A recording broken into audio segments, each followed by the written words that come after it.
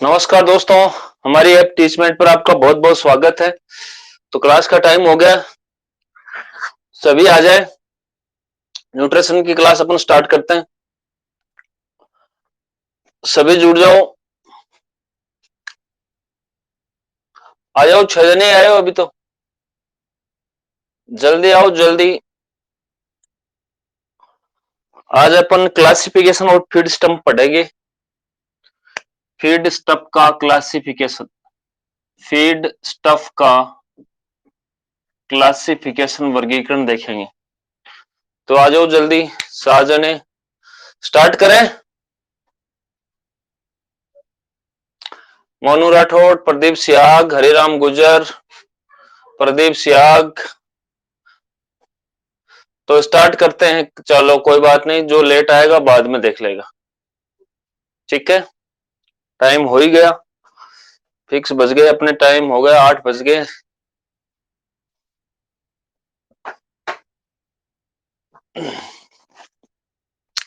तो देखो, जानवरों को जो भी खाना खिलाया जाता है उसको अपन उसका वर्गीकरण पढ़ते हैं, क्लासिफिकेशन पढ़ते हैं। तो इससे भी हर बार 1 या 2 क्वेश्चन कन्फर्मली जो है पीएससी के एग्जाम के अंदर आता है, तो बड़े ध्यान से आप समझना है।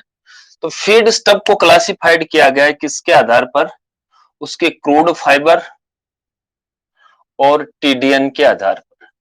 टीडीएन के आधार पर दो भागों के अंदर बांटा गया है। अब क्रूड फाइबर क्या है ये मेरे को मत पूछना, क्योंकि मैं आपको पहले ही कार्बोहाइड्रेट के अंदर बता चुका हूं। कार्बोहाइड्रेट का इनसोल्यूबल पार्ट, अघुलनशील पदार्थ जो है वो क्रूड फाइबर कहलाता है। हाँ, टीडीएन आपके लिए नई चीज है, तो टीडीएन को मैं थोड़ा इधर लिख देता हूं। टीडीएन का पूरा नाम होता है टोटल डाइजेस्टिबल बल न्यूट्रिएंट। न्यूट्रिएंट, टीडीएन का मतलब होता है टोटल डाइजेस्टिबल न्यूट्रिएंट, अर्थात भोजन के अंदर कितने पाचक तत्व हैं, टोटल कितने डाइजेस्टिबल न्यूट्रिएंट हैं, उन सबको, जैसे crude fiber, crude protein, extract, इन सबको मिला दिया जाए, एनएफई वगैरह वगैरह सबको मिला लिया जाए, तो आपका टीडीएन बनता है, टोटल डाइजेस्टिबल न्यूट्रिएंट बनता है। ठीक है, इन्हीं दो चीजों के आधार पर अपन ने फीड स्टफ को दो भागों के अंदर वर्गीकृत किया गया है। अब वो दो भाग कौन कौन से हैं? एक तो रफेज, एक खाना कौन सा होता है? रफेज, जिसको हिंदी में बोलते हैं चारा। दूसरा कौन सा होता है? कंसंट्रेट, जिसको बोलते हैं बांट। ठीक है, जिसको क्या बोलते हैं? बांट। अब इनके क्रूड फाइबर और इसमें क्या डिफरेंस है? तो आपको पता है जितना घटिया खाना होगा उसमें क्रूड फाइबर की मात्रा उतनी ही ज्यादा होगी। जितना घटिया खाना होगा उसके अंदर क्रूड फाइबर की मात्रा उतनी ज्यादा होगी। तो चारा और बाट के अंदर घटिया खाना कौन सा है? चारा है। तो इसके अंदर आपको याद रखना है, ये डाटा जो बता रहा हूं ये बहुत इंपॉर्टेंट है, 18% से ज्यादा होता है, महा इंपॉर्टेंट है। और इधर क्रूड फाइबर की मात्रा जो है 18% से कम होंगी। ये डाटा महा इंपॉर्टेंट है, एग्जाम में पूछे जाएंगे। 2-3 बार एग्जाम हो गए, नहीं पूछा गया, अब की बार जरूर पूछा जाएगा। ठीक है, बात करते हैं टीडीएन। जब इसके अंदर घटियापन ज्यादा है तो टोटल डाइजेस्टिबल न्यूट्रिएंट हमेशा कम होंगे। तो एक डाटा है 60% से कम होते हैं। कितने परसेंट से कम होते हैं? 60% से कम होते हैं। और इसके अंदर ये बढ़िया खाना है तो टीडीएन ज्यादा होगा, तो 60% से ज्यादा होता है। ये आपको ध्यान रखना है। अगर कंपैरिजन करें एनएफई की, तो आपको पता है एनएफई भी मैंने उस दिन बताया था आपको कि एनएफई जो है बढ़िया खाने में ज्यादा होता है। तो रफेज जो घटिया खाना है तो इसमें एनएफई की मात्रा कम होगी, और कंसंट्रेट जो है वो बढ़िया खाना है तो इसके अंदर एनएफई अधिक होगा। एनएफई अधिक होगा, क्रूड फाइबर कम होगा। एनएफई कम होगा और क्रूड फाइबर अधिक होगा। तो ये रफेज और कंसंट्रेट में डिवाइड किया गया है। इन दोनों चीजों के अंदर कोई भी दिक्कत है तो मेरे को बता सकते हैं, अपन आगे की तरफ बढ़ेंगे। क्लास जल्दी स्टार्ट कर दे, कभी लेट कर देते हैं तो दिक्कत हो जाती है। कोई बात नहीं यार भाई। निर्मा ठीक है, श्रवण बाजिया, जितेंद्र, एक बार रिपीट कर दो। Very good very good, repeat कर देंगे। रिपीट करने में इसमें जितेंद्र वीर भाई ये क्या है कि जानवरों को जो भी खाना खिलाया जाता है उसको दो भागों के अंदर वर्गीकृत किया गया है। तो उसका आधार क्या है वर्गीकरण का? तो वर्गीकरण का आधार है क्रूड फाइबर और टोटल डाइजेस्टिबल न्यूट्रिएंट। टीडीएन का पूरा नाम मैंने ऊपर लिखा है, टोटल डाइजेस्टिबल न्यूट्रिएंट। ठीक है, इसको दो भागों में वर्गीकृत कर दिया, रफेज और कंसंट्रेट। तो ये डाटा है जो बहुत इंपॉर्टेंट आपको याद रखना है। रफेज है तो गठिया है, गठिया होगा तो उसमें क्रूड फाइबर ज्यादा होता है, तो 18% से ज्यादा क्रूड फाइबर है। ये बढ़िया है तो इसमें क्रूड फाइबर कम होगा, तो 18% से कम होगा। ये घटिया है तो टीडीएन कम होगा, तो 60% से कम होगा। ये बढ़िया है तो टीडीएन ज्यादा होगा, तो 60% से ज्यादा होगा। और आपको बड़ी पता है कि घटिया खाने में एनएफई कम होता है और बढ़िया खाने में एनएफई ज्यादा होता है। जितेंद्र चौधरी समझ में आ गया?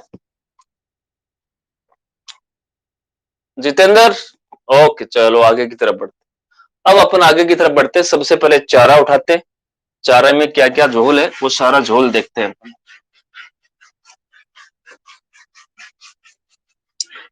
रफेज, चारा, फिर कंसंट्रेट पढ़ेंगे, वन बाय वन पढ़ेंगे अपन। एकदम खुले दिमाग से पढ़ लो, ये दिमाग में अभी सेट कर लो, ठीक है? वैसे तो मेरी हर चीज आपको आते वहां सेट हो जानी चाहिए, बढ़िया तरीका तो वही है। कोई ऐसी मैं अजड़ भाषा या कोई अजड़ शब्द कभी इस्तेमाल करता ही नहीं, बहुत सीधी सिंपल भाषा के अंदर, ठीक है? तो रफेज चारा जो है, रफेज को अपन डिवाइड करते हैं चारा, और चारे का डिवाइड करने का आधार जो है वो है किसका? नमी की मात्रा के आधार। किसके आधार पर? नमी की मात्रा के आधार पर, मात्रा के आधार पर। तो यहां पर एक चीज आपको थोड़ा सा आपको ध्यान रखना पड़ेगा। कोई भोजन है, कोई भोजन है, ठीक है, कोई भी भोजन है, उस भोजन में से पूरा पानी, पानी का मतलब नमी, पानी का मतलब क्या है? नमी निकाल दिया जाए तो उस बचे हुए भाग को अपन ड्राई मैटर क्या बोलते हैं? ड्राई मैटर, शुष्क पदार्थ बोलते हैं। ड्राई मैटर मतलब शुष्क पदार्थ। ये भी आपको डायलॉग याद रखना है, कई बार पूछा जा सकता है कि ड्राई मैटर क्या है, ये पूछा जा सकता है। तो आप भोजन में से सारा पानी बाहर निकाल दो, जितनी नमी भोजन के अंदर उपस्थित है पूरी की पूरी नमी बाहर निकाल दो, पूरी की पूरी 100% आपने नमी बाहर निकाल दी, तो जो बचा हुआ शुष्क पदार्थ, जो बचा हुआ ड्राई मैटर जो है, उसको अपन किससे प्रदर्शित करते हैं? डीएम से। तो ये भी आप ध्यान रखना, ठीक है? आपसे कोई पूछ लिया जाए डीएम और ये क्या है, तो भोजन होगा, उसके अंदर पानी भी होगा, सभी चीजें होंगी, सभी पोषक तत्व होंगे, तो उस भोजन में से पानी पोषक तत्वों को पूर्णतः हटा दो, तो पानी हटा देने के बाद में जो चीज बचती है उसको ड्राई मैटर या शुष्क पदार्थ कहते हैं। तो नमी के आधार पर चारे को दो भागों के अंदर वर्गीकृत किया गया है, तो आपको पता ही है, एक तो सूखा चारा होगा, सूखा चारा जिसको अपन क्या बोलते हैं? ड्राई फोडर, ड्राई रफेज या ड्राई फोडर, ठीक है? दूसरा कौन सा होगा? हरा चारा, जिसको अपन बोलते हैं ग्रीन फोडर। बहुत इजी सी चीज है, आप सभी को पता है। और डिफरेंस क्या होगा? नमी का होगा। सूखे चारे में नमी की प्रतिशत मात्रा आपको सबको पता है, कितनी याद रखनी है? 15 से 20% के आसपास होती है, ठीक है की भी इतनी होती है, इसलिए मैंने इसकी इसी के आसपास इसको एडजस्ट किया। हरा चारे को अपन जो है बरसीला भी बोलते हैं, क्या बोलते हैं? बरसीला, बरसीला नाम भी इसको बोलते हैं। इसके अंदर नमी होगी आपकी 60 से लेकर 90%, 60 से लेकर 90%। कितनी होगी? 60 से 90%। तो आपको डिफरेंस समझ में आ गया, बहुत इजी सी चीज है कि रफेज को अपन ने नमी के आधार पर दो भागों में बांट दिया। जिसमें नमी कम हो, 15 से 20% ही नमी हो, उसको अपन सूखा चारा बोलते हैं, और जिसमें नमी ज्यादा हो, 60 से 90% के बीच में नमी हो, तो उसको अपन हरा चारा या ग्रीन फोडर कहते हैं। यहां तक समझ में आ गया? अब सूखे चारे का पोस्टमार्टम करते हैं। यहां तक समझ में आ गया? प्रदीप सियाग, जितेंद्र, जितेंद्र ठीक सर, बढ़िया, निर्मा ठीक ठीक ठीक। चलो अब अपन क्या करते हैं, इसमें से उठाते हैं अपन किसको? सूखे चारे। इसका पोस्टमार्टम आगे की तरफ करते हैं। सूखे चारा जो है इसको आगे की तरफ बढ़ाते हैं। सूखा चारा देखो, वन बाय वन अपन पढ़ते जा रहे हैं। आप जब नोट्स बनाओगे, क्योंकि ये बोर्ड छोटा है तो अपन सारी चीजें एक साथ नहीं लिख सकते, लेकिन आप नोट्स बनाओगे तो सारी चीजें आपको एक साथ मिल जाएंगी, ठीक है? सूखा चारा, अब सूखा चारा जो है इसके अंदर नमी 15 से 20% है। फिर इसको दो भागों के अंदर बांटा गया है, इसकी जो न्यूट्रिटिव वैल्यू के आधार पर। कौन कौन सा? एक आपका हे होता है और एक स्ट्रा होता है, जिसको अपन तूड़ी वगैरह बोलते हैं, तूड़ी, खाकला, जो भी बोलते हैं, ठीक है? तूड़ी। इसको दो भागों के अंदर वर्गीकृत किया गया है, एक सूखा चारा और दूसरा कौन सा है? हे, ठीक है? अब थोड़ा सा अपन हे के बारे में पूरा पढ़ लेते हैं। हे के बारे में सारी चीजें अपन यही जान लेते हैं ताकि अपने को दिक्कत नहीं हो। ठीक है, देखो हे को भी दो भागों में बांटा गया है। हे जो होता है, अब मैं इसको सबको मिटा देता हूं, सिर्फ हे डालता हूं, हे को अपन सविस्तार समझते हैं। ठीक है, हे डाल दूं, हे को दो, हे डाल दूं, कोई दिक्कत? हाँ हाँ हाँ हाँ, वेरी गुड। अब देखो हे डालते हैं और हे के बारे में जितनी भी जानकारी है अपन सारी समझते हैं। आपको ये तो समझ में आना चाहिए ना कि क्लासिफिकेशन में हे कहां से आया। तो हे एक सूखा चारा है। तो सबसे पहले क्वेश्चन आता है, बार बार हर किताब के अंदर आपको नमी की प्रतिशत मात्रा अलग अलग मिलेगी। अब मैं ये जो लिखा रहा हूं कई सालों से लड़ झगड़ के 15 से 20% के मध्य। ठीक है, क्योंकि अपनी जो मदर बुक है उसके अंदर है, हर किताब में अलग अलग मिलेगी। आप फिर लड़ोगे झगड़ोगे, मैं बहुत बार लड़ झगड़ चुका हूं। 15 से 20% के बीच में आपको नमी होती है किसके अंदर? हे के अंदर। हे को भी दो भागों में बांट सकते हैं। आपने कौन सी फसल काम में ली है उस फसल के आधार पर हे को दो भागों में बांटा गया है। प्रयुक्त फसल के आधार पर हे को कितने भागों में बांटा गया है? प्रयुक्त फसल के आधार पर कि आपने कौन सी फसल ली है। अगर आपने लेगुमिनियस फसल ली है तो उस हे का नाम हो जाएगा लेगुमिनियस हे, यानी कि हिंदी में बोलते हैं फलीदार हे। और अगर आपने नॉन लेगुमिनियस फसल काम में ली है तो उसको आप बोलोगे नॉन लेगुमिनियस हे, यानी कि अफलीदार हे। अब आप लेगुमिनियस फसल से कौन कौन सी फसल है आपको पता है? लेगुमिनियस में कौन सा आता है, कौन कौन सी आती है आप सबको पता है? आपका रिजका, रिजका, बरसीम, बरसीम। ठीक है, इसके अलावा चना, मूंग, मोठ, जितनी भी दलहन फसल है सारी की सारी इसके अंदर आती है। नॉन लेग्यूमिनियस के अंदर कौन कौन सी आती हैं? आपकी घास, ठीक है, और आपका जौ, ज्वार, बाजरा, ये सारे के सारे किसमें आते? नॉन लेग्यूमिनियस के अंदर। तो आपने देखा होगा कि हे को फिर दो भागों के अंदर बांट दिया है। किसके आधार पर? उसके अंदर प्रयुक्त होने वाली फसल के आधार पर। अगर आपने लेग्यूमिनियस फसल काम में लिए, चाहे रिजका काम में लिया, बरसीम काम में लिया, चना काम में लिया, मूंग मोठ काम में लिया है, तो ये आपकी जो है कौन सी होगी? लेग्यूमिनियस होगी। अगर आपने घास, जौ, ज्वार, बाजरा काम में लिया है तो ये आपकी नॉन लेग्यूमिनियस होगी। यहां तक कोई दिक्कत है तो कमेंट करके बताएं। कोई दिक्कत है तो कमेंट करके बताएं। नो। अब अपन हे के बारे में इंपॉर्टेंट पॉइंट और पढ़ते हैं। क्लासिफिकेशन को थोड़ा सा स्टॉपेज करते हैं क्योंकि क्लासिफिकेशन अपन पढ़ते आ रहे हैं। पहला पॉइंट ये आता है, हे बनाने की जो विधि होती है, हे बनाने की विधि को अपन क्या बोलते हैं? कुरिंग बोलते हैं। हे बनाने की विधि को क्या बोलते हैं? कुरिंग कहते हैं, कुरिंग कहते हैं। पहला क्वेश्चन, इंपॉर्टेंट क्वेश्चन आपका क्या है? हे बनाने की विधि को अपन क्या बोलते हैं? कुरिंग बोलते हैं। अगला क्वेश्चन ये है कि हे बनाने के लिए आपको फसल कौन सी अवस्था में काटनी पड़ेगी? फ्लावरिंग होने के बाद में, या फ्लावरिंग के दौरान, या फ्लावरिंग से पहले? कमेंट करके बताएं, कमेंट करके बताएं। फ्लावरिंग स्टेज, प्रदीप सियाग सही है। तो फसल काटने का उचित समय क्या है? फसल काटने का उचित समय, कि आप जब हे बना रहे हो तो फसल तो पता होनी चाहिए ना कब काटनी है। उचित समय क्या है? पुष्पन अवस्था, फ्लावरिंग स्टेज, पुष्पन अवस्था में अपन फसल को काट लेते हैं, फ्लावरिंग स्टेज के अंदर। ठीक है, ये चीज हो गई। प्रयुक्त फसल के अंदर गुण कौन सा होना चाहिए? प्रयुक्त फसल के में गुण, अच्छी गुण वाली फसल कौन सी मानी जाती है? बनाने के लिए कौन सी फसल अच्छी मानी जाती है? कौन सी फसल काम में ले? किस तरह की फसल अपन काम में ले?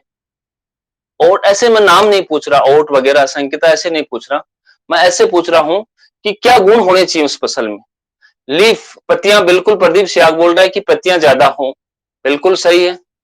तन्ने के बारे में क्या हो? तना खोखला हो, वेरी गुड, सारी चीजें बता दी, तना खोखला हो। तो प्रयुक्त फसल के अंदर सबसे पहले आपको हे के अंदर क्या पानी तो निकालना है, फसल को सुखाना ही तो है। तो तना अंदर से खोखला होगा तो फसल आसानी से सूख जाएगी। ठीक है, तना क्या होना चाहिए? तना खोखला होना चाहिए। तना क्या होना चाहिए? खोखला। ठीक है, जितना तना खोखला होगा आसानी से हे बनेगा। ठीक है, पत्तियां अधिक से अधिक हों, पत्तियां अधिक हों, पत्तियां अधिक होंगी तो इसका भी मतलब ये है कि उसको आसानी से जो है मॉइस्चर को आप हटा सकते हैं, मॉइस्चर को आप आसानी से हटा सकते हैं, पत्तियां अधिक हों। ठीक है, ये पॉइंट भी आपके समझ में आ गया। आगे की तरफ पॉइंट बढ़ते हैं। अब दो क्वेश्चन आते हैं। पहला क्वेश्चन तो आता है कि best crop for hay making, answer दो, हे बनाने के लिए सबसे बढ़िया फसल कौन सी है? ओट, आंसर सही है। देखो मेरे दोनों क्वेश्चन सुनना आप। Best crop for hay making, तो आपका आंसर बिल्कुल सही जा रहा है, ओट। फिर मेरा दूसरा क्वेश्चन सुनिए, कंफ्यूजन दूर हो जाएगा। बेस्ट, दिख रहा है ना ऊपर, शायद दिख रहा है, दिख रहा है, ऊपर का दिख रहा है आप लोग, ठीक है। Best leguminous, best leguminous crop कौन सी है हे मेकिंग के लिए? अब बताइए, अब आपका रिजका है, कौन सा है, ल्यूसेरन या रिजका? तो अब थोड़ा सा पॉइंट अपन रिजका के बारे में पढ़ लेंगे। थोड़ी मैं स्लाइड डाल लेता हूं, यहां तक कोई दिक्कत है तो मेरे को बता सकते हो। थोड़ा रिजका के बारे में पढ़ लेते हैं। नो प्रॉब्लम जितेंद्र, तो हेडिंग डालो रिजका, यहाँ रिजका नाम आ गया ना, तो रिजका थोड़ा सा अपन देख लेते हैं, ल्यूसेरन जिसको बोलते हैं।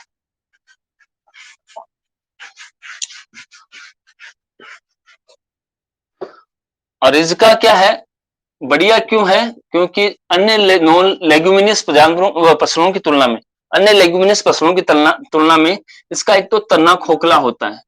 आपने रिजका देखा है तो उसका तना आपको क्या मिलेगा, खोखला मिलता है। ठीक है, तो इसे आसानी से हे बनाया जा सकता है, तथा इसे अल्फा अल्फा भी कहते हैं।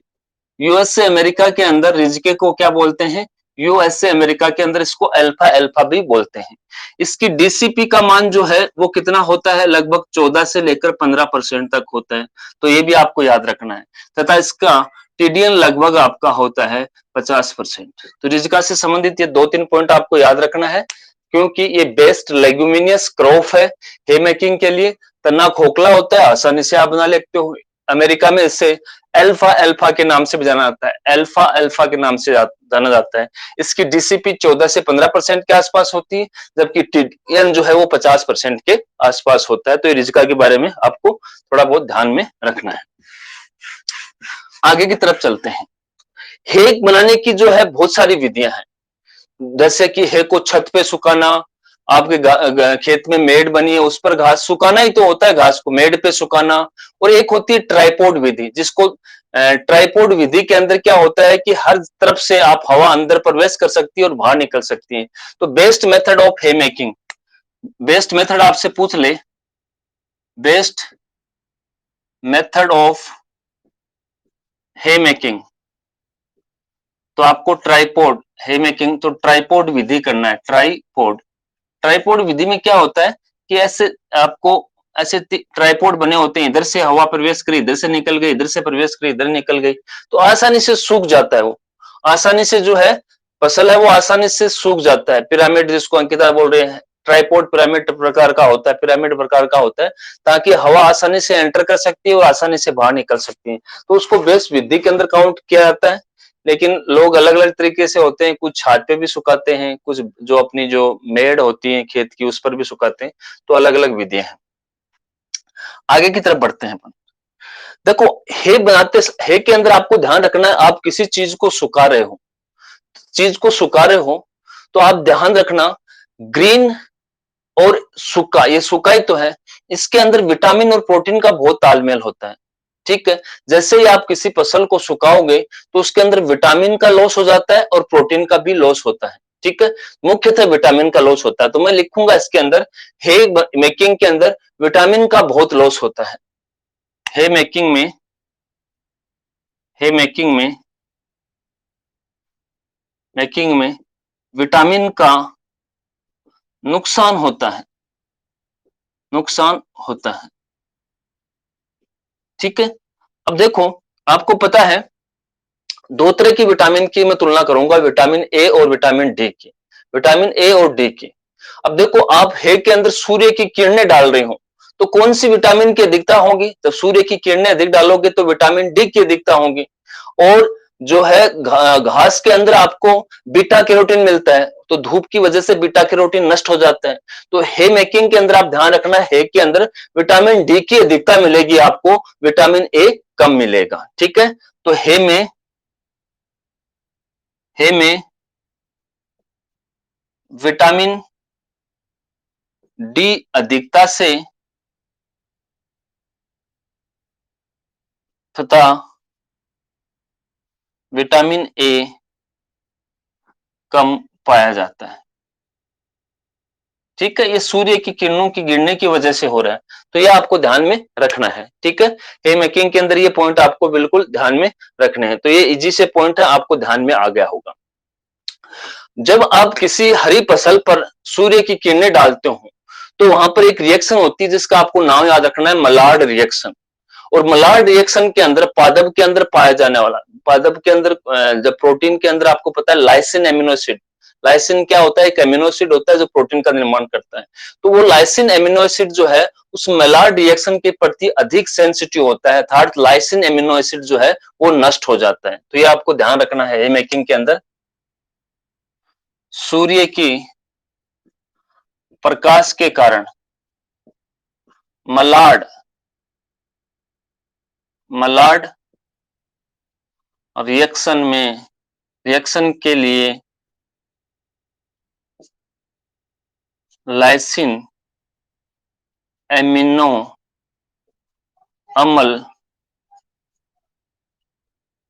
संवेदनशील होता है, संवेदनशील होता है। ठीक है, अर्थात वो नष्ट हो जाता है, संवेदनशील होता है, more sensitive to Maillard reaction कौन? लाइसिन। ठीक है, तो ये आपको ध्यान रखना है।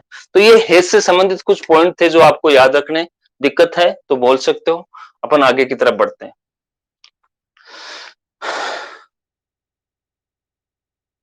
कोई दिक्कत हो? नो दिक्कत?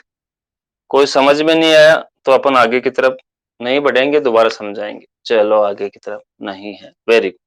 अब देखो, अपन ने सूखा चारा छोड़ा है, अपन ने पढ़ लिया। ठीक है, रिचगा की डीसीपी 14 से 15%, लोकेश कुमार सेन 14 से 15% रिचका के डीसीपी। ठीक है, ठीक है, चलो आगे की तरफ बढ़ते हैं। तो आगे की तरफ अपन बढ़ेंगे तो अपन अब सूखे चारे के अंदर अपन ने स्ट्रा तूड़ी छोड़ दी, तो अब हेडिंग डालो तूड़ी। तूड़ी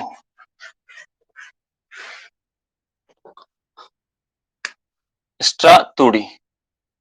अब आपको पता है ये स्ट्रा कैसे बनती है? आपको पता है कि पादप, जो भी कोई पादप है उसका ऊपर फल वाला भाग निकाल लेते हैं, जो थ्रेसर के द्वारा तने को काट के जो तूड़ी बनती है वो तूड़ी विधि विधि अपने को कुछ लेना देना नहीं।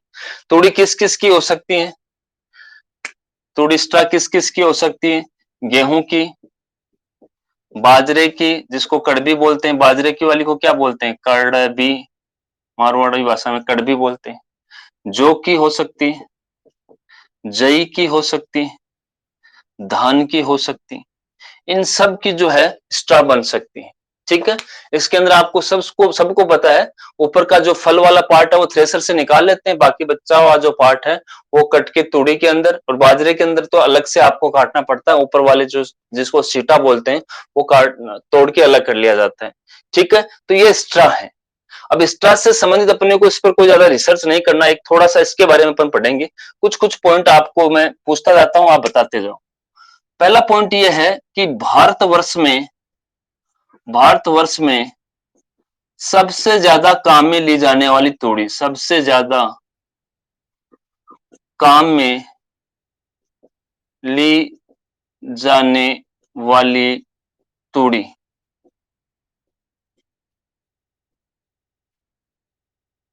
गेहूं। आंसर चमन बगड़िया सही है, व्हीट, गेहूं की तूड़ी, गेहूं की तूड़ी सबसे ज्यादा काम में ली जाती। अगला क्वेश्चन यह है कि तूड़ी की सीपी कितनी होती है? तूड़ी की सीपी बताइए। मैं बता भी चुका हूं आपको, तूड़ी की सीपी 0 नहीं होती, 1 से 2% होती। और तूड़ी की डाइजेस्टिबल क्रूड प्रोटीन की वैल्यू लगभग क्या होती है? 0% होती है। ठीक है, डीसीपी 0 होती है, सीपी 1 से 2 होती है। ठीक है, हाँ डीसीपी 0, ठीक है ठीक है। अब इन सभी स्ट्रा के अंदर देख के बताओ कि इनमें सबसे बढ़िया क्वालिटी की स्ट्रा कौन सी है, बेस्ट क्वालिटी स्ट्रा, इसके अंदर से आप देख के बताओ कौन सी है। ओट की, ओट की है। ओट की क्यों है, क्योंकि इसकी सीपी की वैल्यू थोड़ी सी ज्यादा होती है, 2 से 3% तक होती है। सीपी इसकी कितनी होती है, 2 से 3% होती है। थोड़ी ज्यादा हुई ना सीपी, तो थोड़ी बहुत सीपी ज्यादा हुई तो उसकी क्वालिटी भी ज्यादा हो गई। अब अपन थोड़ी धान की तूड़ी के बारे में पढ़ेंगे, इससे संबंधित रोग भी है उसको भी अपन समझेंगे। तो अपन धान की तूड़ी से संबंधित जो भी गड़बड़ी है वो अपन देखते हैं।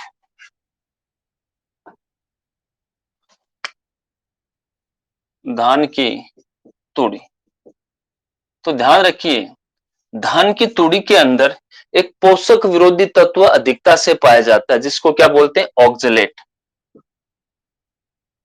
ऑक्जेलेट अधिकता से पाया जाता है, यह आपको ध्यान में रखना है। ठीक है, ऑक्जेलेट को ऑक्जेलेट को जहां पर भी कैल्शियम मिल जाता है, जहां पर भी उसको कैल्शियम मिल जाता है, उस कैल्शियम के साथ में वो बाइंड हो जाता है, और बाइंड होकर क्या बना लेता है, कैल्शियम ऑक्जेलेट बना लेता है। क्या बना लेता है, कैल्शियम ऑक्जेलेट। क्या बना लेता है, कैल्शियम ऑक्जेलेट बना लेता है। कैल्शियम ऑक्जेलेट बना लेता है। ठीक है, अब बात करें आंत की। आंत के अंदर आपको कैल्शियम भी मिलेगा, और अगर जानवर ने धान की तूड़ी खाई है तो ऑक्जेलेट भी मिलेगा। तो आंत के अंदर क्या बन जाएगा, कैल्शियम ऑक्जेलेट। अब कैल्शियम ऑक्जेलेट का अवशोषण नहीं होता, तो वो गोबर के माध्यम से शरीर से बाहर निकल जाता है। ठीक है, ऑक्जेलेट शरीर से बाहर निकल गया, बहुत अच्छी बात है, अपने को उसकी जरूरत भी नहीं थी, लेकिन अपने साथ किसको ले गया, कैल्शियम को। तो जानवर के शरीर में किसकी कमी हो जाएगी, कैल्शियम की कमी हो जाएगी, और जानवर किससे ग्रसित हो जाएगा, मिल्क फ्यूअर से। ठीक है, तो आंत में कैल्शियम ऑक्जेलेट ऑक्जेलेट बिना अवशोषित हुए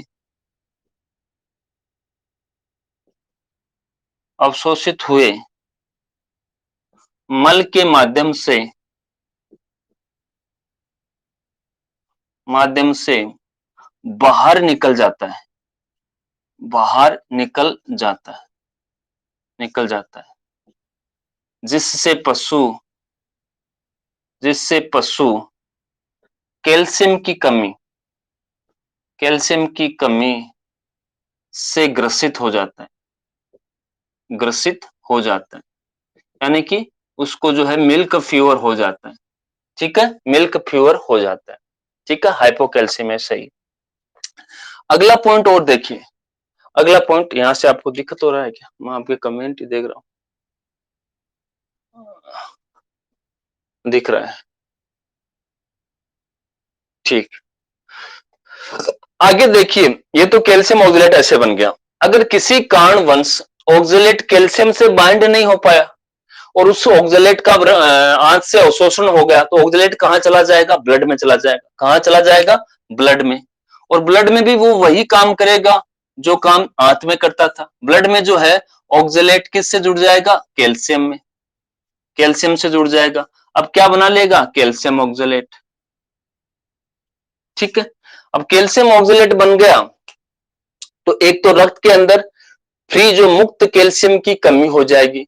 तो कभी भी जब उस जानवर को जब चोट लगेगी तो रक्त का थक्का नहीं बनेगा। ये कैल्शियम ऑक्जेलेट जो है वो मुक्त कैल्शियम नहीं होता, तो रक्त का थक्का नहीं बनेगा। एक बात तो ये हो जाएगी। दूसरा, कैल्शियम ऑक्जेलेट जो है वो यूरिनरी ब्लैडर, किडनी और यूरेथ्रा, मतलब जो है वृक्क, मूत्र मार्ग और आपका जो मूत्राशय है उसके अंदर जाकर डिपॉजिट हो जाता है, इकट्ठा हो जाता है, जिससे कि पथरी कहते हैं, जिसे क्या कहते हैं, पथरी कहते हैं। तो कैल्शियम ऑक्जेलेट की क्या होता है, ये किडनी किडनी मूत्राशय मूत्राशय व मूत्र मार्ग में जमा होकर पथरी का निर्माण करता है, पथरी का निर्माण करता है। क्या निर्माण करता है? पथरी का निर्माण करता है। तो ये साइड इफेक्ट है धान की तूड़ी के खिलाने की, इसलिए आपको धान की तूड़ी नहीं खिलानी चाहिए। ठीक है। ऑक्जेलेट की अधिकता से एक रोग होता है जिसको बोलते हैं डैगनाला डिजीज। कौन सा रोग बोलते हैं? डैगनाला डिजीज। तो इसकी तूड़ी अधिकता से खिलाने से आपको कौन सा रोग मिलेगा? डैगनाला डिजीज भी बोलते हैं। ऑक्जेलेट की अधिकता से जो रोग होता है उसको डैगनाला डिजीज भी अपन बोलते हैं, तो ये भी आप लिख लो। ठीक है। सेलेनियम, सेलेनियम की क्यों होता है सर? ये शरीर के विभिन्न भागों के अंदर सूजन आने लगती है, नेक्रोसिस हो जाता है। शरीर के विभिन्न भागों के अंदर जो है सूजन आने लगती है, जैसे इसने बोला नेक्रोसिस, नेक्रोसिस हो जाता है। ठीक है। सेलेनियम की अधिकता से तो एल्केलाई डिजीज होता है प्रदीप सियाग, एल्केलाई डिजीज, ये भी मैं आपको एक साथ लिखाऊंगा एल्केलाई डिजीज, और ये एक चार्ट बनवाएंगे, थोड़ा वेट करते जाओ। चार्ट आएगा एक धांसू वाला, 2-3 चार्ट आएंगे धांसू धांसू, उसमें सारी समस्याएं समाधान हो जाएगा। Tissue damage, Jitendra very good, शाबाश। यहां तक कोई दिक्कत? No problem, no problem. तो ये अपना सूखा चारा था वो कंप्लीट हो चुका है, सूखा चारा जो है वो कंप्लीट हो चुका है। अब अपन चालू करते हैं हरा चारा। क्या करते हैं? हरा चारा हरा चारा। कंसंट्रेट तो अपने को आज भी नहीं होगा, हरा चारा पूरा हो जाए वही बहुत बड़ी बात है। ठीक है। तो हेडिंग डालो हरा चारा, हेडिंग डालो हरा चारा।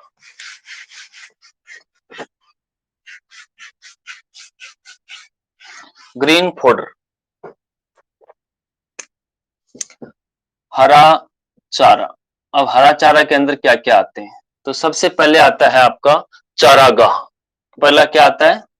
चारागाह। तो चारागाह तो आपको पता ही है, चारागाह कृत्रिम भी होते हैं जो अपन अड़ाई छोड़ते हैं, और प्राकृतिक भी होते हैं। जो गांव के सार्वजनिक जोहड़ होते हैं उसको अपन क्या बोलते हैं? प्राकृतिक।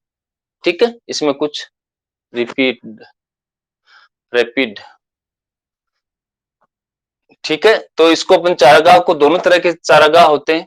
एक तो आपका कृत्रिम चारागाह, कृत्रिम का मतलब आप हर कोई जिसके पास जमीन ज्यादा होती है 5-10 बीघा छोड़ देता है जानवरों को चरने के लिए, वो कृत्रिम।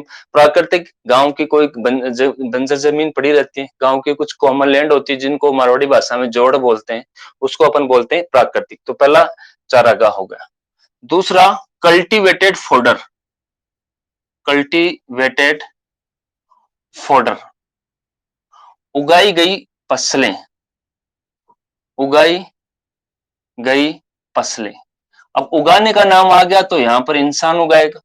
ठीक है। ये कल्टीवेटेड फोडर भी दो प्रकार का होता है। अगर इंसान ने लेग्यूमिनियस उगाई तो वो लेग्यूमिनियस कल्टीवेटेड फोडर हो जाएगी, और नॉन लेग्यूमिनियस उगाई तो नॉन लेग्यूमिनियस कल्टीवेटेड फोडर हो जाए। ठीक है। एग्जाम्पल लिखने की जरूरत नहीं है, बार बार लिख दिया। चना, हरा चना, मूंग, मोठ, रिजका, हरा रिजका, और आपका बरसीम, ये सारे के सारे। इसके अंदर अभी थोड़ी देर पहले बताया घास, ज्वार, जौ, गेहूं और धान, ये नॉन लेग्यूमिनियस। ये कल्टीवेटेड फोडर है, आप इनकी फसल लगाओगे, काट काट के जानवरों को खिलाते। आप देखा होगा गांव के अंदर, राजस्थान के अंदर या इंडिया के अंदर कई जगह पर आपको हरा चारा उगा देते हैं जानवरों की, हरा बाजरा उगा देते हैं, हरा बाजरा, वो नॉन लेग्यूमिनियस बाजरा। इसके अंदर बाजरा नहीं लिखा मैंने, बाजरा भी इसमें ही है, बाजरा। तो वो बाजरा, जो हरा बाजरा आप काट काट के मशीन से खिला रहे हो, वो कल्टीवेटेड फोडर है। आपने पहले उसके बीज डाले थे, आपने उसका कल्टीवेशन किया, और अब वो कल्टीवेटेड ग्रीन फोडर के वर्ग क्लास के अंदर आता है। आगे की तरफ चलते हैं। अगला है पेड़ की पत्तियां। तीसरा कौन सा आएगा? पेड़ की पत्तियां, पेड़ की पत्तियां। तीसरा आपका है पेड़ की पत्तियां। तो एक पॉइंट आप ध्यान रखिए, प्रोटीन की मात्रा जो है तने की तुलना में पत्तियों में ज्यादा होती है। तो आपको ध्यान रखना है कि तन्ने, तने की तुलना में पत्तियों में प्रोटीन की मात्रा अधिक होती है, मात्रा अधिक होती है, अधिक होती है। ठीक है, ये आपको हमेशा ध्यान रखना है। और पत्तियों में भी आपको खासियतता ये ध्यान रखनी है कि पत्तियां जैसे जैसे परिपक्व होती जाती हैं, उसके अंदर प्रोटीन की प्रतिशत मात्रा कम होती चली जाती है, ये आपको ध्यान में रखना है। तो पत्तियों की परिपक्वता, पत्तियों की परिपक्वता बढ़ने के साथ साथ प्रोटीन की मात्रा जो है उसके अंदर क्या होती चली जाती है, कम होती चली जाती है। ठीक है, अब कौन कौन से पेड़ की है तो आपको ये तो सबको पता है, बबूल की पत्तियां खिलाई जाती हैं, अल्डू, खेजड़ी, और आपके ध्यान में आए उनकी पत्तियां किसके अंदर काउंट की जाएंगी, आपके ग्रीन फोडर के अंदर। अब लास्ट ग्रीन फोडर बचता है साइलेज। साइलेज के बारे में अपन पढ़ेंगे। यहां तक कोई दिक्कत, यहां तक कोई दिक्कत? नो दिक्कत, नो दिक्कत। तो अब हेडिंग डालो साइलेज, साइलेज।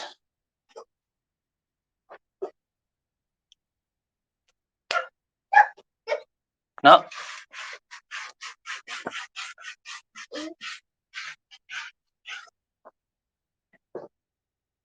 ना आवाज नहीं, चलो अपन पढ़ते हैं साइलेज, साइलेज। ठीक है, अब देखिए साइलेज, सबसे पहला पॉइंट यही आता है कि साइलेज जो है वो कौन सी विधि से बनाया जाता है। तो आपको पता है अनोक्सीय श्वसन व किण्वन विधि से बनाया जाता है। कौन सी विधि से? अनोक्सीय श्वसन, या जिसको बोलते हैं किण्वन, किण्वन विधि से बनाया जाता है, किण्वन विधि से बनाया जाता है। ठीक है, इसके अंदर आपको ये ध्यान रखना है। आगे की तरफ पॉइंट आता है, इसके अंदर जो फसल आप प्रयुक्त करोगे उसमें क्या खासियत चाहिए, क्या खासियत चाहिए फसल? किण्वन किसका होता है? कार्बोहाइड्रेट का। किण्वन किसका होगा? कार्बोहाइड्रेट का। तो जिस फसल में जितना ज्यादा कार्बोहाइड्रेट होगा वो फसल उतनी ही बढ़िया होगी, किसके लिए? साइलेज मेकी के अंदर। क्योंकि किण्वन किसका होता है? हमेशा कार्बोहाइड्रेट। कभी प्रोटीन वसा का किण्वन सुना है क्या आपने? विटामिन मिनरल्स का किण्वन सुना है क्या? कभी नहीं सुना। किण्वन हमेशा कार्बोहाइड्रेट का होता है।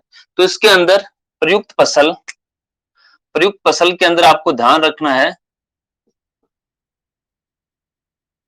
प्रयुक्त फसल के अंदर कार्बोहाइड्रेट,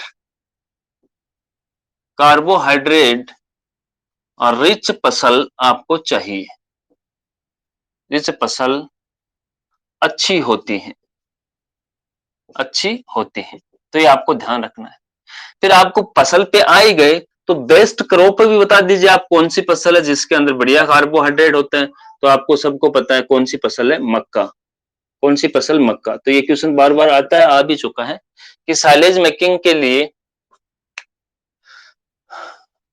जर्मिनी फैमिली की क्रॉप्स, हाँ ग्रेमिनी फैमिली की, अंकुर चौधरी, हाँ Gramineae, Gramineae, very good, Gramineae, अनाज वाली फैमिली, ग्रेमिनी कुली बोल रहा है, अनाज वाली फैमिली, बहुत बढ़िया, बहुत बढ़िया। जिया मेज, हाँ जिया मेज, जिया मेज, अंकिता चार, जिया मेज जो है बॉटनिकल नेम है मक्का का। ठीक है, तो आपको मक्का जो है वो काम में लेनी है, सबसे बेस्ट क्रॉप इसमें है क्योंकि इसके अंदर कार्बोहाइड्रेट की मात्रा काफी अधिक होती है। फसल काटने का समय,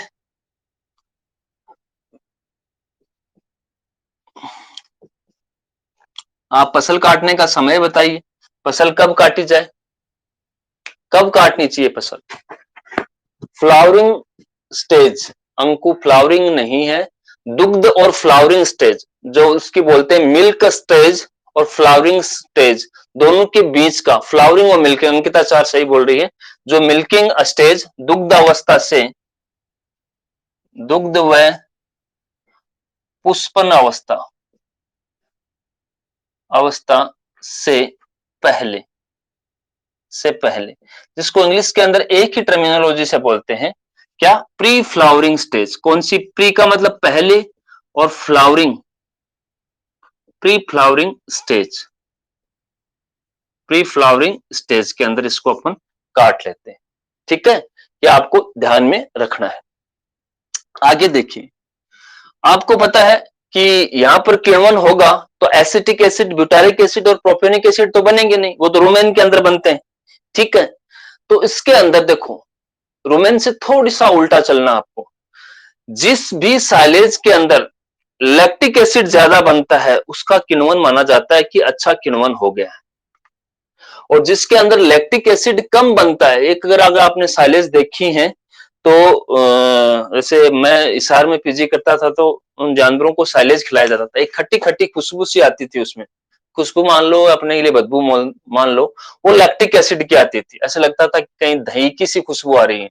ठीक है, तो साइलेज किण्वन की प्रक्रिया के द्वारा बनता है, तो जितना ज्यादा लैक्टिक एसिड बनेगा उतना ही बढ़िया साइलेज माना जाता है। तो ये आपको ध्यान रखना है, थोड़ा सा उल्टा है रुमेन से। अगर लैक्टिक एसिड ज्यादा है किसकी तुलना में? ब्यूटारिक एसिड की तुलना में, तो ये इसको अपन बोलते हैं गुड साइलेज, बढ़िया साइलेज बोलते हैं, अच्छा साइलेज बोलते हैं।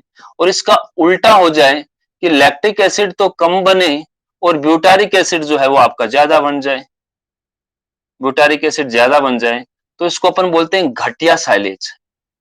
क्या बोलते हैं? घटिया साइलेज। क्या बोलते हैं? घटिया साइलेज।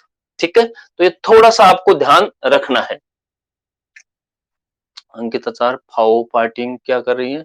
फायो फाइटिंग एंज, हाँ हाँ फायो फाइटिंग, हाँ एंजाइम, एंजाइम फायो फाइटिंग की पूरी प्रक्रिया मैं समझाऊंगा, एंजाइम कौन से प्लांट के एंजाइम, एक बार आप ये समझते जाओ। चलो पहले प्रक्रिया ही बता देता हूँ, आप जल्दबाजी करने लगे तो क्या करें।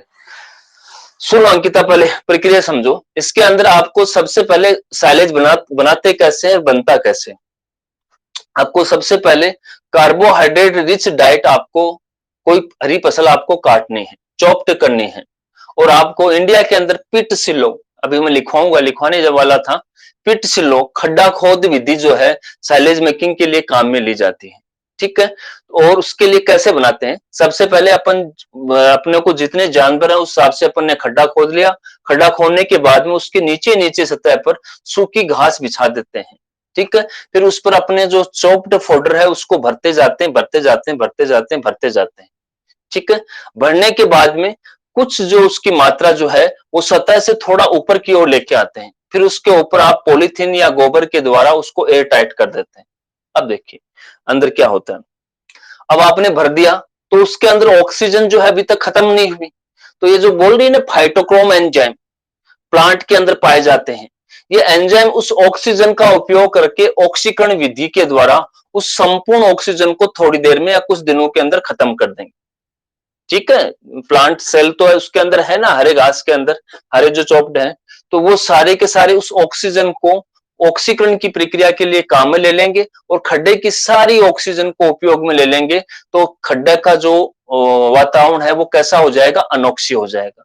जैसे ही अनोक्सीय वातावरण शुरू हो जाएगा वहां पर अनोक्सीय या किण्वन के जीवाणु सक्रिय हो जाएंगे और वहां पर किण्वन की प्रक्रिया शुरू हो जाएगी, और किण्वन की प्रक्रिया शुरू होकर आपका साइलेज बनना शुरू हो जाएगा। ठीक है, 45 दिन में साइलेज बन के तैयार हो जाते हैं। ठीक है, तो अपन इसको थोड़ा सा आगे की तरफ चलते हैं। इतना आपको समझ में आ गया होगा, आगे की तरफ पॉइंट लिखते हैं। ये जो पॉइंट लिख रहे हैं उसमें से कन्फर्मली क्वेश्चन आएगा सीधा का सीधा। हाँ, मेथड इंडिया में कौन सा मेथड काम में लिया जाता है? भारत के अंदर इंडिया में आपको ध्यान रखो खड्डा खोद विधि है, खड्डा खोद विधि। कौन सी? खड्डा खोद विधि, पिट सिल्लो विधि, पिट सिल्लो, पिट सिल्लो विधि है। ठीक है, इसके अंदर आपको एक बार ये भी पूछा जाता है कि साइलेज बनाने की विधि को क्या बोलते हैं। साइलेज बनाने की विधि को, जैसे उसको कुरिंग बोलते थे, साइलेज बनाने की विधि को क्या बोलते हैं? तो इसको अपन बोलते हैं इनसिलिंग या सिलोइंग, इनसिलिंग या सिलोइंग।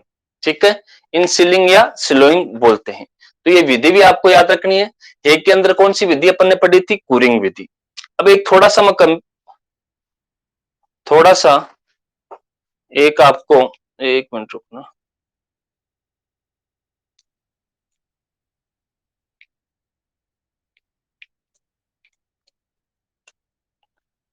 स्याही क्या कि सूख जाती है, गर्मियों का टाइम है, बहुत जल्दी सूख जाती है, बार बार बूंद डालनी पड़ती है। हाँ तो मैं कहाँ पर था, इन सीलिंग था, वो क्या बता रहा था आपको। हाँ, थोड़ा सा तुलनात्मक अध्ययन कर लेते हैं न्यूट्रिटिव वैल्यू की। न्यूट्रिटिव वैल्यू आपको है और साइलेज के अंदर, न्यूट्रिटिव वैल्यू किसकी, है और साइलेज की। तो आपसे कोई पूछा जाए कि है और साइलेज के अंदर बढ़िया न्यूट्रिटिव वैल्यू किसकी है, बढ़िया कौन सा है, साइलेज है। तो हमेशा याद रखिए साइलेज जो है बढ़िया न्यूट्रिटिव वैल्यू होती है। ठीक है, जानवर को प्रतिदिन कितना साइलेज देना चाहिए, प्रतिदिन साइलेज, प्रतिदिन कितना साइलेज देना चाहिए 100 केजी बॉडी वेट के हिसाब से, 225, 5 किलो, 4 से 5 किलो, 4 से 5 केजी साइलेज जो है पर 100 केजी बॉडी वेट से आपको देना चाहिए। ठीक है, प्रतिदिन 4 से 5 केजी पर 100 केजी बॉडी वेट के लिए देना चाहिए। अगर मान लो कोई एक भैंस जो है वो 500 केजी की है, 500 केजी की है, तो उसका डेली साइलेज कितना हो जाएगा, डेली साइलेज कितना हो जाएगा, 20 से 25, कितना हो जाएगा, 4 के हिसाब से 20, तो उसको 20 से 25 केजी साइलेज आप डेली दोगे, साइलेज डेली जो है उसको दिया जाता है। ठीक है, तो ये साइलेज देने का जो अमाउंट है वो आपको रफली याद रखना है कि 4 से 5 किलो साइलेज जो है 100 केजी बॉडी वेट के लिए आप डेली दोगे, और 500 किलो की भैंस ऐसे 400 की भी हो सकती है, 300 की भी हो सकती है, उस हिसाब से आप उसको निकाल सकते हो। आगे की तरफ बढ़ते हैं। अब अगला क्वेश्चन आता है साइलेज के अंदर, अगर आप कुछ साइलेज बना रहे हो, उस साइलेज के अंदर प्रोटीन आप जो फसल काम में ले रहे हो उसमें प्रोटीन बिल्कुल भी कम है, थोड़ी सी आप प्रोटीन की मात्रा बढ़ाना चाहते हो, तो आप उसके अंदर क्या करोगे, कोई ना कोई एनपीएन कंपाउंड मिला दोगे। और एनपीएन कंपाउंड के रूप में भारत में सबसे ज्यादा काम में लिया जाने वाला कौन सा होता है, यूरिया। तो आपको 1% यूरिया उसके अंदर मिला देना है। ठीक है, तो साइलेज के अंदर आपको ध्यान रखना है प्रोटीन की कमी पूर्ति के लिए, कमी पूर्ति के लिए यूरिया 1% तक मिला दी जाती है। तो ये यूरिया जो है वो प्रोटीन तो नहीं है, लेकिन जो जानवर खाएगा उसके अंदर नाइट्रोजन प्रदान करने का कार्य करेगा, उसके रुमेन के अंदर जो है प्रोटीन बन जाएगी। तो ये आपको ध्यान में रखना है। लेकिन आप कोई ऐसी फसल काम में ले रहे हो, उस फसल के अंदर कार्बोहाइड्रेट की भी कमी है। ठीक है, कार्बोहाइड्रेट की कमी है, तो उसके अंदर अपन क्या मिला के जो है उसका बढ़िया किण्वन करवा सकते हैं, क्या करवाएं, मोलेसेज, मोलेसेज कि मोलेसेज जो है वो अपन काम में ले सकते हैं, मोलेसेस जो है काम में ले सकते हैं। तो कार्बोहाइड्रेट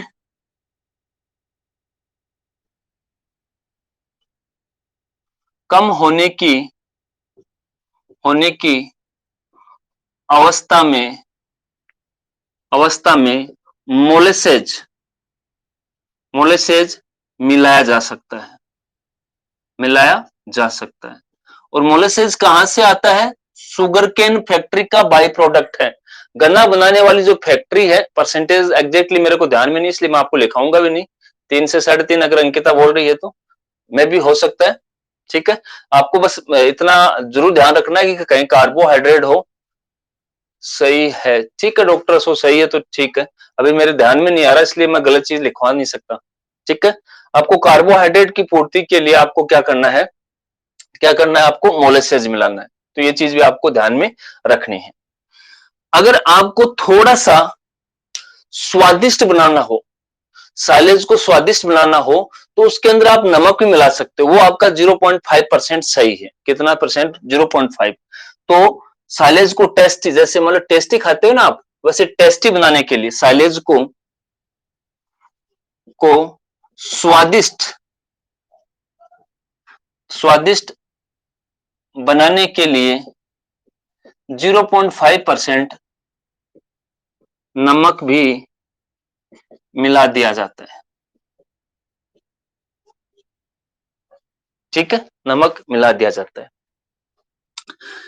देखो साइलेज की आपको नमी याद रखनी है, साइलेज की नमी कितनी होती है, साइलेज में नमी की कितनी होती है, हरी फसल है, नमी कितनी होगी साइलेज में, साइलेज में नमी 60 से 70, प्रदीप सियाग बिल्कुल सही है, 60 से 70% नमी होती है साइलेज के अंदर, ये भी आपको डाटा याद रखना है।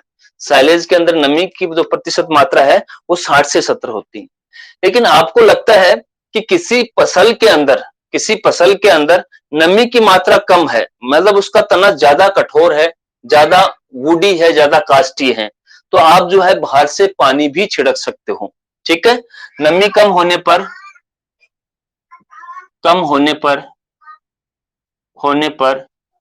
फसल पर फसल पर पानी का छिड़काव भी किया जाता है, छिड़काव भी किया जाता है।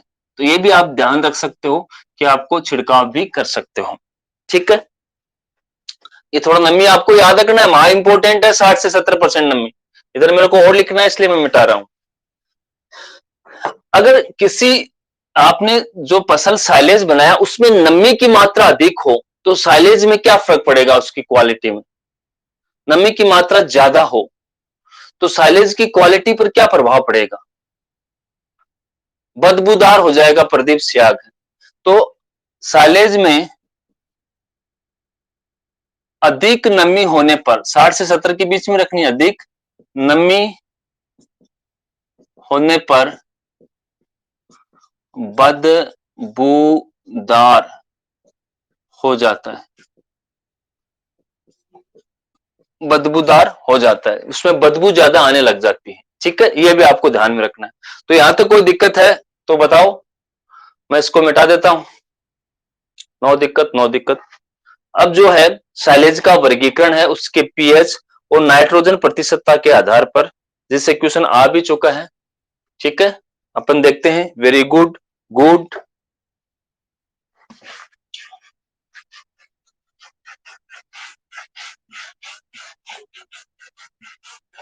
ठीक ठाक और घटिया। ठीक है, साइलेज को 3 भागों में बांटा जाता है। एक तो बहुत अच्छा, मतलब अच्छे से भी ज्यादा, एक होता है अच्छा, एक होता है ठीक ठाक, ठीक ठाक, और एक साइलेज होता है घटिया। तो इनका वर्गीकरण है तो इनमें पीएच के अंदर भी आपको डिफरेंस मिलेगा। तो बहुत अच्छे साइलेज की पीएच याद रखिए 4.2 से 4.5 होती है, 4.2 से 4.5, 4.5 से 8, नहीं ये तो ज्यादा, 3.5 से सही है, ये गलत ज्यादा हो गई, 3.5 से 4.2 होती है। अच्छे की जो है वो 4.2 से 4.5 होती है, ठीक ठाक की जो है वो 4.5 से 4.8 होती है, और घटिया की 4.8 से अधिक होती है।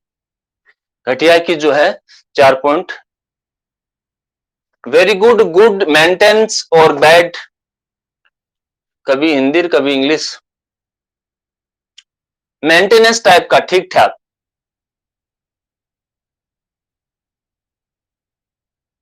या एक्सीलेंट, गुड, मेंटेनेंस और बैड।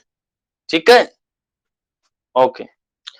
अब देखिए नाइट्रोजन की प्रतिशत मात्रा, तो एक चीज और ध्यान रखना है कि साइलेज में जितनी, मैंने बताया ना कि आपको यूरिया 1% तक ही मिलाना है, अगर आपने ज्यादा यूरिया मिला दी तो नाइट्रोजन कंटेंट ज्यादा हो जाएगा, और नाइट्रोजन कंटेंट ज्यादा हो जाएगा तो प्रोटीन ज्यादा हो जाएगी और कार्बोहाइड्रेट कम हो जाएगा, और जब कार्बोहाइड्रेट कम हो जाएगा तो किण्वन की प्रक्रिया प्रभावित हो जाएगी। तो आपको नाइट्रोजन जो है आपको याद रखना है, वेरी गुड के अंदर नाइट्रोजन परसेंटेज कितना होता है, अशोक जाटोलिया 10% से कम, हाँ लेस देन 10%, इसका जो है 10% से कम। ठीक है, ये आपका 10 से 15%। ठीक है, ये 15 से 20%, और ये 20% से अधिक। एक बार ये देख लेना ऑर्डर सही है क्या, इसमें कोई गलती तो नहीं लग रहा। 10 से कम, 10 से 20, 10 से 15 होना चाहिए। अंकिता 4, ये देखो एक बार 10%, 10 से 15, 15 से 20 और 20 से अधिक, 20 से अबव, ये सही है क्या? क्योंकि मेरे को पढ़े हुए बहुत दिन हो गए, तो डाटा में थोड़ी बहुत हो सकती है 19-20। ठीक है, सही है, तो ठीक है। तो जैसे जैसे देखो नाइट्रोजन बढ़ता जा रहा है, जैसे जैसे नाइट्रोजन बढ़ता जा रहा है, वैसे वैसे प्रोटीन बढ़ती जा रही है, वैसे वैसे क्या होती जा रही है, प्रोटीन बढ़ती जा रही है। और प्रोटीन जैसे जैसे बढ़ती जा रही है तो कार्बोहाइड्रेट क्या होता जा रहा है, कम होता जा रहा है। और जब कार्बोहाइड्रेट कम होता जाएगा तो घटियापन बढ़ता जाएगा, घटियापन बढ़ता जाता है, बढ़ता जाता है। ठीक है, घटियापन बढ़ता जाता है। ठीक है, तो ये आपका साइलेज था, ग्रीन फोल्डर था, इसमें जितने क्वेश्चन थे मैंने आपको बताए।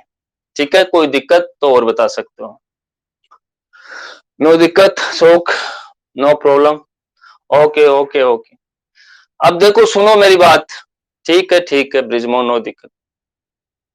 हाँ चलो चलो, अब मेरी बात सुनो पहले। आप लोग देखो कितने लोग हो, 30 लोग हो। ऐसा कोई आदमी नहीं, आप में से कुछ लोग काम कर रहे हैं टेलीग्राम में, मैं देख रहा हूं, उनको ऑब्जर्वेशन कर रहा हूं, उनको तो बहुत बहुत धन्यवाद जो जोड़ रहे हैं। ठीक है, देखो गायब भी हो गए कई तो, है ना। आप जोड़ सकते हो, हर आदमी के पास 100-200 कांटेक्ट में पढ़ने वाले बच्चे होते हैं, उसको लिंक मत भेजो, डायरेक्ट ऐड कर दो। उसको बुरा लगेगा तो वो अपने आप एग्जिट हो जाएगा, और उसको अपना जो टेलीग्राम बढ़िया लगेगा तो वो रुका रहेगा। ठीक है, तो ये आप काम जो है 28 बच्चे हो, अगर 200-200 भी करो ना तो 5-6 हजार आप जो है एक दिन में कर सकते हो। लेकिन आप समर्पण भावना से देखो, आप कर सकते हो। आपका अगर कोई दोस्त है, एक ऐसा आधा दोस्त होगा, 5-15-20 दोस्त तो होंगे ना यार तेरे कांटेक्ट में, उनको सबको जोड़ दे, वो उसको बोल सकता है। ऐसे करके आप आसानी से आराम से टेलीग्राम के अंदर जो है संख्या बढ़ा सकते हो, और आपको बढ़ानी है, ये आप प्राथमिकता दें इस काम को। ठीक है, जोड़ के कैसे सर, जोड़ना नहीं आता रोहितास, उसमें ऐड आता है, डायरेक्ट ऐड, आप देखो उसको खोलोगे तो ऐड आता है। हाँ, पिंटू कुमार 70 से कर दिया, वेरी गुड पिंटू। अंकित ने भी किया है, और डॉक्टर किलानिया, जितू, मेरे ऐसे नाम याद है, कई लोगों ने बहुत किया है, ब्रिजमोहन, राहुल। ठीक है, तो आप क्या करो, और आप जो नहीं कर रहे वो भी करो, और अपने जो दोस्त हैं उनको बोल दो, हर के किसी के कांटेक्ट में टेलीग्राम में कम से कम 100-200 नंबर तो होते ही हैं पढ़ने वाले बच्चों के। ठीक है, तो उनको आप जोड़ दो। अभी देखो थोड़ी देर पहले एक बच्चे ने जोड़ा था, अंकित ने, है ना। उससे पहले भी जो जीतू ने भी जोड़ा थे, और किलानिया जो था उसने भी जोड़ा था, कई बच्चों ने जोड़ा है, मैं उनको सबको धन्यवाद है। आप सब मिलके अपने चैनल को अपने को ही बढ़ाना है, बाकी कोई अपने पास कोई एक्स्ट्रा तो कोई सोर्स है नहीं कि अपन कोई अरबों खरबों रुपए खर्च कर दें एडवर्टाइजमेंट। मेरा एडवर्टाइजमेंट तुम ही लोग हो, है ना, मेरा सहयोग आप लोग कर सकते हो, बाकी तो इस दुनिया में कौन किसका हेल्प करता है। ठीक है, तो आप मन लगा के काम करो, उसमें आपको भी फायदा होगा, मेरे को भी फायदा होगा। मेरे को लिंक शेयर करने में भिन्न भिन्न जगह पे नहीं जाना पड़ेगा, एक ही जगह पर एक बार लिंक शेयर कर दिया, काम हो जाएगा। ठीक है, और आपको क्या होगा, उतना ही टेस्ट देने में मजा आएगा। ठीक है, अभी के लिए इतना ही, धन्यवाद, गुड नाइट।